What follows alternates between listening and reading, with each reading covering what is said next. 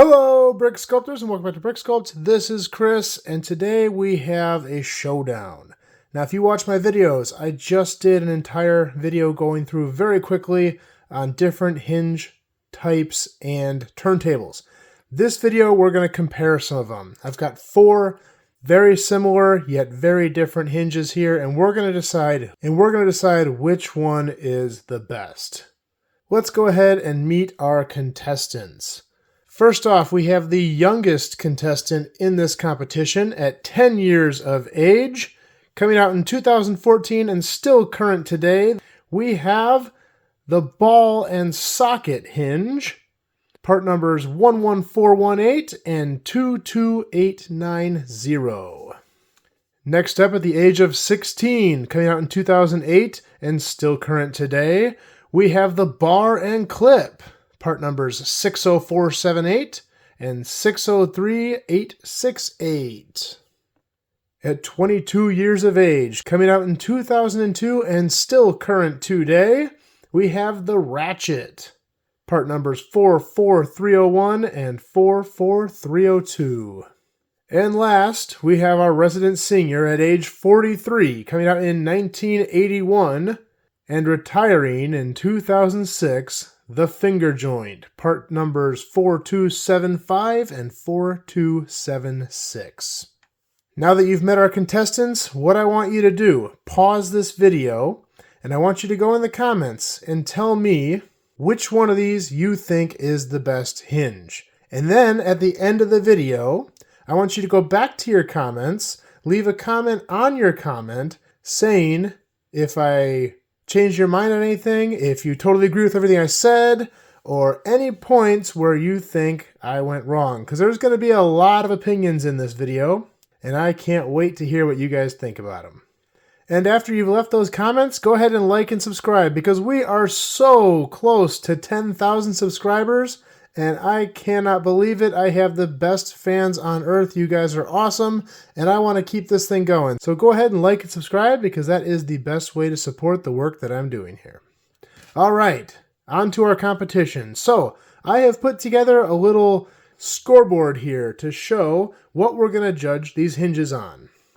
On the left side here, I have our contestants, and across the top, I have all the different things we're going to cover here. Number 1, range of motion. Number 2, positionability. Number 3, durability. Number 4, topside compatibility. Number 5, underside compatibility. Number 6, studs. And number 7, overall versatility. We'll get a total score here, and we will have an ultimate victor at the end. First, we're going to cover range of motion. Now, range of motion, we're going to refer to how far in each direction our hinge will move. And the finger joint here has a pretty good range of motion. This can be measured if we add a couple of plates on here and put it on a protractor. Sorry, this protractor is not the greatest. In this way, with the studs facing outward, you get about 55-ish degrees. Now, I had someone comment in a previous video, they were talking about our favorite piece, that they always refer to this as 45 degrees, which really isn't correct. It's 45 degrees from straight, meaning it's 180 degrees and then up 45 degrees. So we're going to be measuring it the proper way in doing this acute angle. So we're going to call that 55 degrees. You can also measure it in the other direction to see if there's any difference there. And it's basically the same. We can also do this a little more simply just by folding these and comparing them to each other. For example, these two side by side, you can see that the bar and clip has a little bit more range of motion. And if we put this one on the protractor, it gets all the way down to about 45 degrees, which is pretty cool. And I think it does about the same in the opposite direction. Actually, not so much. That's quite a bit wider. So here we've got closer to 60. Now the ratcheting one's very interesting because it stops at 90 degrees in both directions. You push it further than that, it starts to pop the hinge apart. So 90 degrees is the max on the ratchet. The ball and socket goes a little bit beyond 90 degrees, but not much. So if we line these up in order, this is what we get. Now the way I'm going to score these, the best one is going to get a 3, second best 2, third best 1, and last place gets a 0. So in this case, our bar and clip gets a 3. Finger joint, a 2. Ball and socket, 1. And ratchet, 0. Now the next thing we're going to talk about is positionability. And what I mean by positionability is how many positions can this be put in? Now, the finger joint, the bar and clip, and the ball and socket all have infinite or continuous adjustability because you can put this anywhere along this rotation and it will stay there. And that's the same for all of these. The ratchet, however, indexes. So it's only going to stay where you position it. Now that can have some added benefit, but overall it gives you less versatility of this piece. So I can say that this one is an obvious last place. The ratchet gets the 0. Now for these three, I'm going to give an edge to the ball and socket because not only can you move on this axis, you can move side to side as well, and you can even twist. So positionability, this is a pretty obvious winner. And these two are pretty much the same. So I'm going to call both of these second place and this one first place. So ball and socket gets a 3, bar and clip a 2, finger joint 2, ratchet, sorry, you lost that one. Next, durability. Now there's not really any tests I'm going to do with this because I don't want to break these pieces, but the finger joint is retired, and I'm pretty sure, because I know from experience, the reason this is retired is they're kind of fragile. It's not uncommon to see these fingers break. They're obviously the smallest pieces in here, these individual little connections, and they get brittle. It doesn't help that this piece is potentially from 1981, but yes, they do get brittle. So for that reason, the finger joint is the loser of this category. Now, as for the others, you might say they're all pretty durable, but hinges in general just aren't that durable. Things can break. Clips can definitely break, especially under a lot of use. It's a thin piece of plastic. If you snap this and take it apart over and over and over again, and maybe it's a play feature and you're twisting it, that could break. Ratchets, however, I have bad luck with. Now, these came out in the early 2000s, and they were very popular with the early Star Wars sets, and I had a lot of them. And if you're anything like me in the early 2000s and you have Star Wars sets, you play and you play hard with them. Meaning, I wore a lot of these out where my X-Wing's wings wouldn't stay open. But with that being said, I don't think this is a super durable piece. I think that these do wear out quite quickly, and they're great when they're nice and fresh and new, but as they age, they do wear out. Those indexing notches just don't last. The ball and socket, however, you would definitely think there'd be room for wear, but this is a pretty solid construction. Honestly, I'm going to say this is the most durable. I'm going to say the bar and clip is second most durable, then the ratchet, then the finger. Ball and socket gets a 3, bar and clip gets a 2, ratchet gets a 1, and the finger joint is our loser. Okay, next, topside compatibility. Now what I mean by that is you're obviously going to use this joint in some sort of build. And so I want to know, if you put this into a build, how well you can hide it in the build, how well it will work with its surrounding elements. For example, I can't take a plate and stick it on top of a ball joint because the ball portion is raised. I can, however, take a tile, and stick it right on top of my finger joint, and it lays perfectly straight. Now, you wouldn't probably ever do this, but you might lay 2 plates and have it completely covered, or tiles. If you're doing this on something like the ball joint, you're going to need to have a gap. And obviously, you'd probably want a joint up here, but this is just for demonstration. Same thing is going to follow for our bar and clip and for our ratchet. So when we analyze these, it's pretty obvious that this one has the most versatile top. So our finger joint is our winner. Now this gets a little trickier. These are all virtually the same, except for one thing.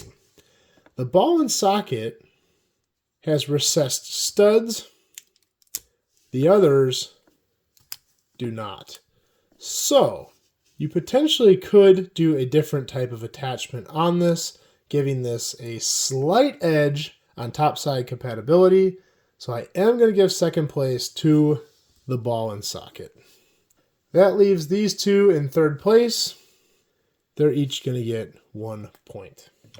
That brings us to underside compatibility. And same thing applies. If I have a flat surface and I want to take something like my finger joint and put it on there, it will lay perfectly flat. That will not work with a ball and socket. It will not work with a bar piece, though it's close, but it does have just a little bit on that clip that will not make it work. And it does work with our ratchet. If we're going to do this with the ball and socket, we do have to have a recessed portion. Same with our bar and clip. It's minimal, but you definitely have to have a recess to get to stick well and be legal. Finger joint lays nice and flat. So, who's our winner? Well, we have 2 that lay flat. But I am going to give the edge to the finger joint for one reason. For whatever reason, these don't lay totally flat. And I've looked at this piece. It doesn't look like it's touching. I think it's just the design of the ratchet itself. And I thought maybe it was just this individual piece. So I tried a few of them, and they all do it. At least everyone that I have. So this doesn't lay totally flat, which does give it a little bit worse underside compatibility. So I'm giving the edge to the finger joint. So we're going to call the finger joint first place. We're going to call the ratchet second place. Now for these two, they're very similar. They both require a recessed portion, but the ball joint does require a lot more recessed than the bar and clip. So I am going to give the edge to the bar and clip because it just barely needs a recessed section. So it will be a little bit more versatile on the underside. So we're going to give the bar and clip 1, and the ball and socket loses that category. So next up we have studs. Now this is a pretty simple one. The top of each of these have 4 studs, 2 on each side. Now there's one obvious difference. These two have recessed studs. These two have solid studs. If you didn't see my stud video, I'll link it at the end. I covered all this stuff in there. But are there any differences here? Well, let's see. As for these two, in my opinion, they're virtually the same. There's really no difference between the studs on these two, so I'm going to call both of these the losers. So we're going to give each of them 1 point. Bar and clip gets 1, ratchet gets 1.